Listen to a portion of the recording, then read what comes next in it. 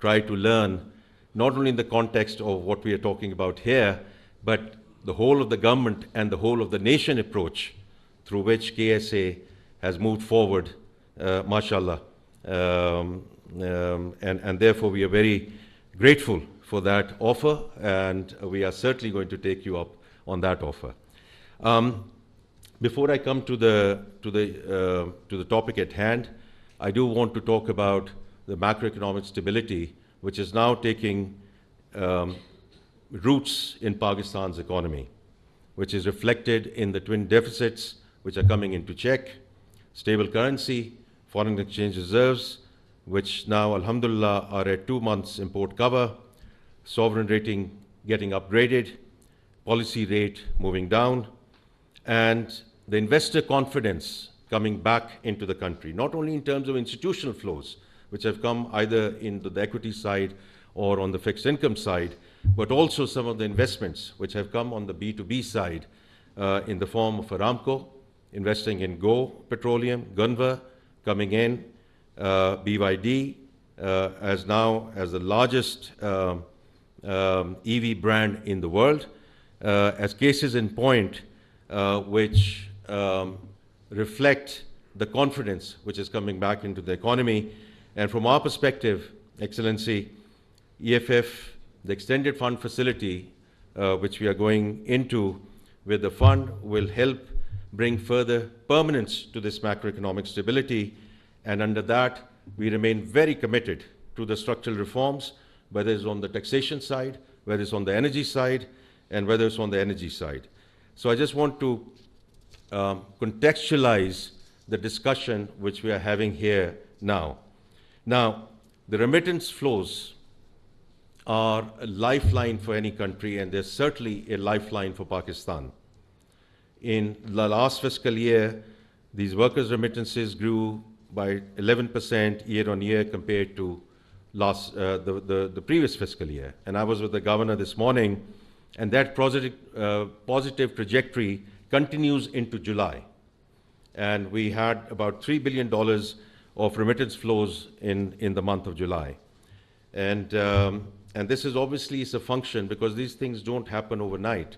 This is a function of a lot of things which happened on the macroeconomic stability side, but also in the context of administrative measures which were taken to curb illegal remittance channels, and therefore it is now producing results. Now, while our efforts are beginning to bear fruit, we must do more to sustain this positive growth trend. The informal market, unfortunately, still captures a sizable share of the remittance flows. Addressing this challenge is a key priority for the reducing economic leakages. Dr. Neeta, as you just mentioned, and I was hearing you, and you're absolutely right, digitalization is not an end in itself. It's a means to an end. It brings transparency, it brings client friendliness, and it certainly helps reduce the leakages in the system.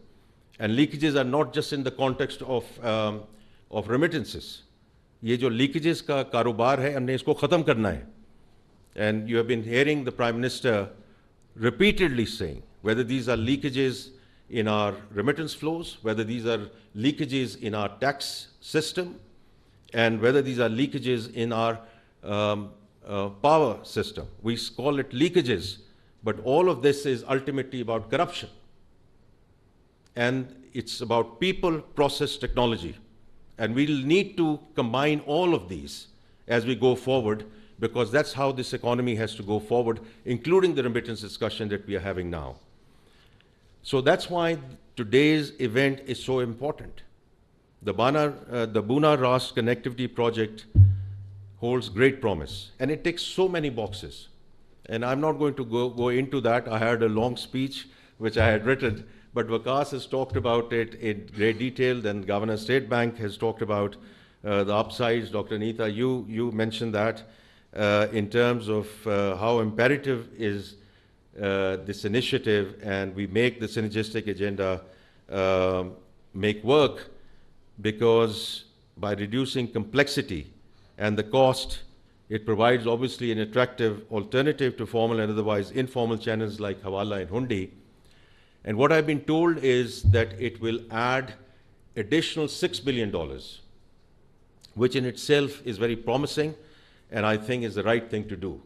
The only thing, Vikas, which I don't agree with is the time period that you are given to me, which is 5 years. So I think the Prime Minister will also maybe talk about it. It's not going to happen in 5 years, my friend.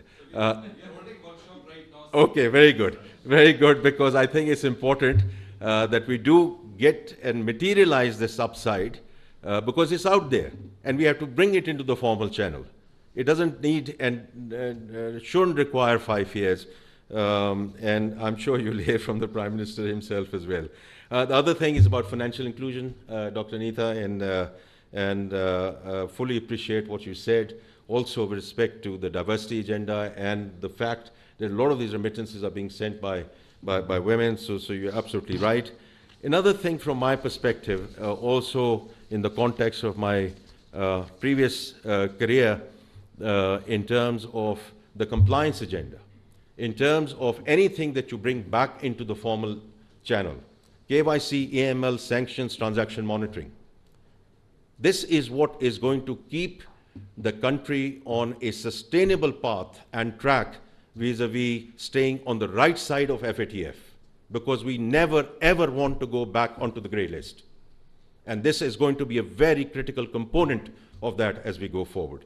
So I think it ticks so many boxes, and a lot of speakers before me have already talked about it, that we, from our perspective, are ready, willing, able to support, help, assist any way we can. And I not only speak on behalf of the Ministry of Finance, but whole of the government, and I'm sure the Prime Minister will speak about it as well, because we have to make it successful. I would like to again thank the Honourable Prime Minister that he has graced this occasion, but I know how important this is for him vis-a-vis digital Pakistan and our reform agenda. And it combines a lot of these things together. I would like to congratulate Governor Sahab Aapko, the State Bank of Pakistan, also putting us on RAST, because these are the payment rails through which this connectivity is now coming through. Also to the Arab Monetary Fund, Excellency, we are very grateful to you. And of course, Karandas, on this partnership. And this partnership with the government, as you've said, Vikas, is multifaceted, but certainly for this, and Dr. Neeta, for the generosity that has always been shown by the Gates Foundation for funding it. And inshallah, I'm sure this will bring dividends in terms of this project for the Pakistani workers based in the Arab region, and would certainly deliver economic dividends for Pakistan and Arab region, inshallah. I would now like to request our chief guest for the event, the Honorable